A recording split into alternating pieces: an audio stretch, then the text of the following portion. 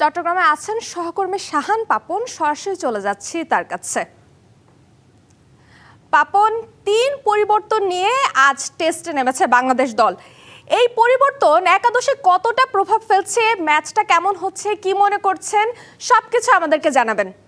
ধন্যবাদ প্রিয়া। আসলে এই পরিবর্তনের কিন্তু কোনো বিকল্প ছিল না। আপনি জানেন যে বরাবরই আমরা ব্যাটিংয়ে যেটা দেখতে পেয়েছিলাম যে ব্যাটিং ব্যর্থতার মধ্য দিয়ে যাচ্ছিল বাংলাদেশ ক্রিকেট দল। সেখানে আসলে ওপেনাররা কিছুই করতে পারছিল না। সেখানে একজন ওপেনার যুক্ত করার কারণেই কিন্তু এনামুল হক বিজয়কে দলে অন্তর্ভুক্ত করা হয়েছে। তিনি শেষমেশ দলে ডাক পেয়েছেন এবং আজকে কিন্তু তিনি মূল স্কোয়াডেও রয়েছেন, অর্থাৎ তার পরিবর্তে বাদ পড়েছেন মাহমুদুল হাসান জয়।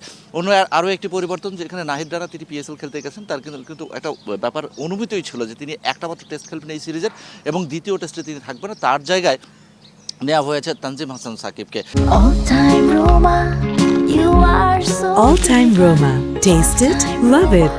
এছাড়া সৈয়দ খালেদ আহমেদ, তার জায়গায় নেওয়া হয়েছে একজন স্পিনার, তিনি হচ্ছেন নাইম হাসান।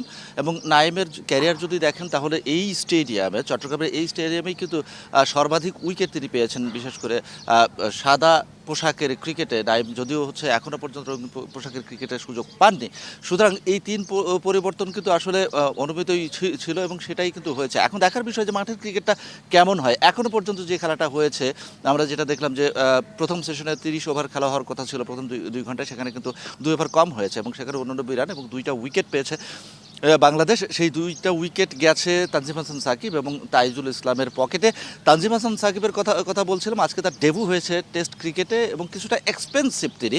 তবে সেই এক্সপেন্সিভ হওয়ার পেছনেও কিন্তু একটা ছোট কারণ রয়েছে। আমরা দেখেছি যে 2টো চান্স হাতছাড়া হয়েছে। সেই হাফ চান্স যদি ফুল চান্সে পরিণত করা যেত তাহলে কিন্তু আরও কিছুটা চাপে থাকতো জিম্বাবুয়ে। এবং সেই যে ব্যাপারটা আসলে মানে উইকেটের পেছন দিয়ে 4 হয়ে যাওয়া এবং বারবারই সেটা আমরা দেখতে পেয়েছি এবং সেই হাফ চান্সগুলো বাংলাদেশ নিতে পারেনি, যার কারণেই কিন্তু রান সংখ্যা কিছুটা হলেও বেশি দেখা গেছে তানজিম হাসান বোলিংয়ের পাশে। এবং আমরা যেটা দেখতে পেয়েছি যে 2টা ওয়াইডও তিনি করেছেন।